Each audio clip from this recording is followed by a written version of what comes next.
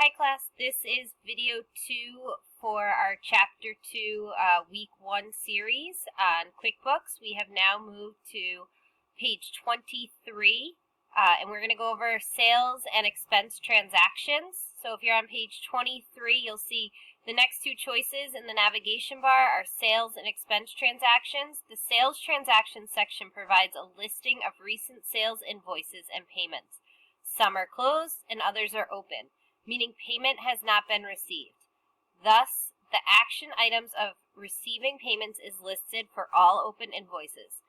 This screen also highlights unbilled activity, open balances, overdue balances, and those invoices paid in the last 30 days across the top.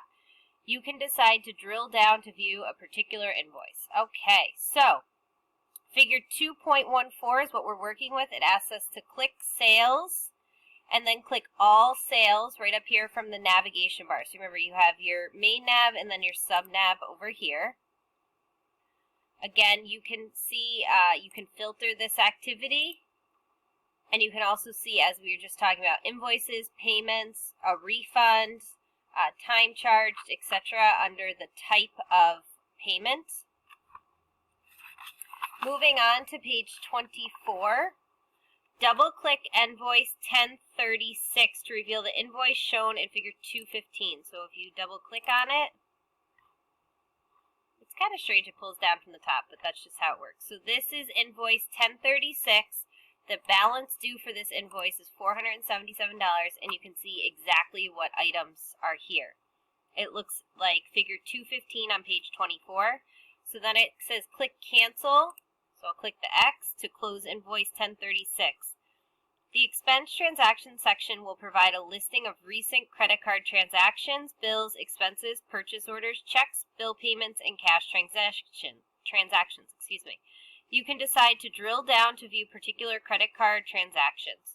So then it wants us to click Expense and then click Expense again. So if we go back to Sales, or we come down here below Sales to Expense, and then you have two options in the sub-nav. You have Vendors and Expenses. This will allow you to view the expense transaction just like in figure 216. Click the credit card expense for $19.99.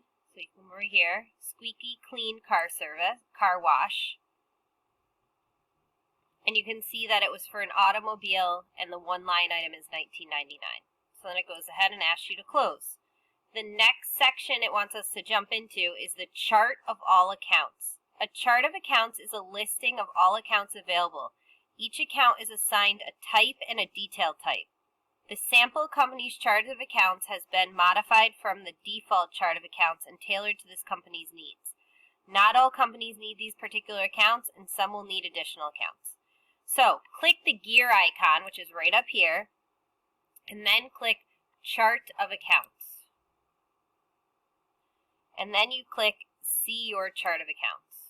So remember, this is customized for this sandbox, so when you get into your real account, it may look different. Scroll down the chart of accounts. Each asset, liability, and equity account has a view registrar. So right over here, Action. As you scroll down, you will see that the balance in the chart accounts for accounts payable is $1,620. So here, or $2, excuse me. And it wants you to view the register for the accounts payable. Again, you can use these little items to navigate your way around QuickBooks Online. So you'll see the ending balance in the AP registrar matches the 1602.67 balance specified in the chart of accounting. Remember to ignore these dates because these dates are going to be different. Click back up to chart of accounts. Scroll down the chart of accounts to see that each revenue and expense account has a run report action. Click the run report for the landscaping services. So if you get stuck, I did this a lot. I've done Control F and then I can search. And it wants me to find landscaping services, perfect, and it wants me to click run report. So now this organized report comes up of all the different transactions, and you can sort of minimize and maximize things anywhere where the arrow is. Scroll to the type top of the account quick report, click the run period drop-down list and change it this year to date. There's a ton of different options here, but you need to scroll up to this year to date. If you click run report again, it will give you all the invoices for this year.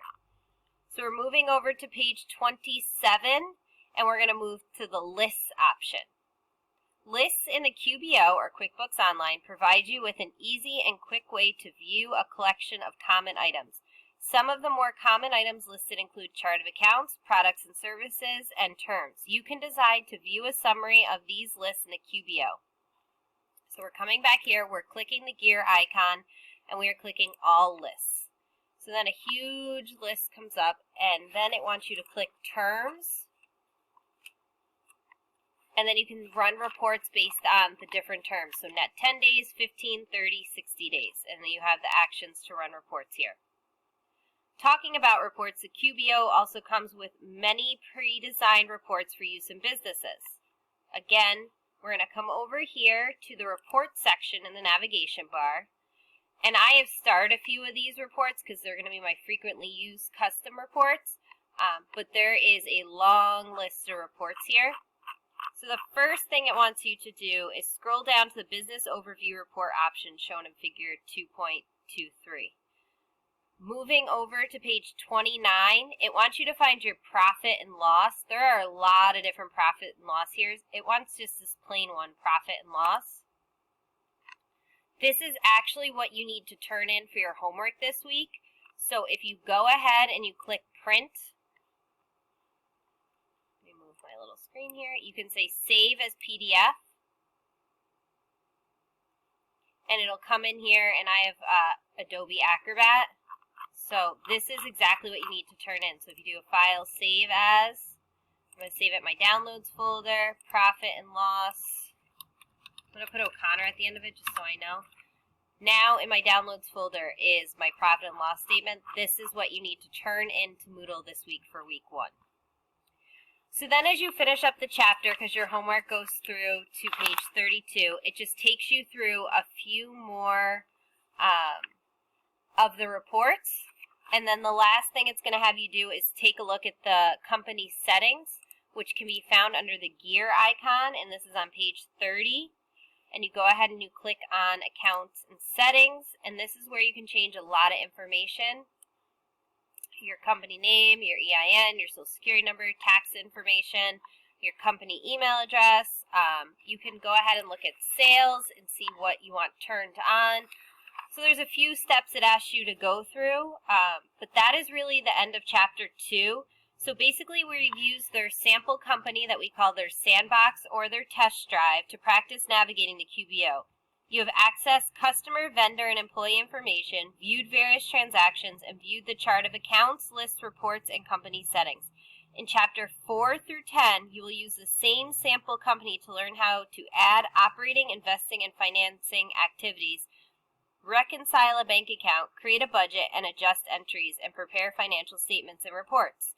In Chapter 3, which is next, you will return to your company and modify default settings, add new accounts, and begin balances and customer, vendors, and products. We will do that together next class, but for week 1, today I want you to go and I want you to do that syllabus sign page.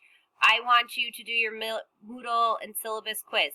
I want you to do your week 1 assignments. Those are all items I need you to get done this week. I know we have a holiday, but these are short items, and they will all be graded by Sunday, okay?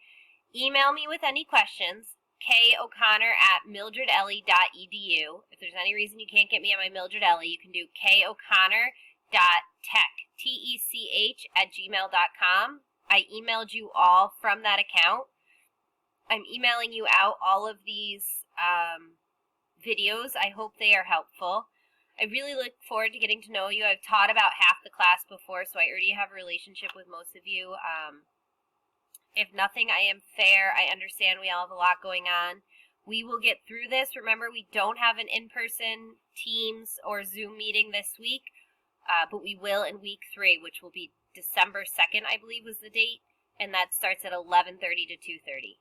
All right, guys, I hope you have the best Thanksgiving. I hope these videos help, and I will certainly be in touch. Bye.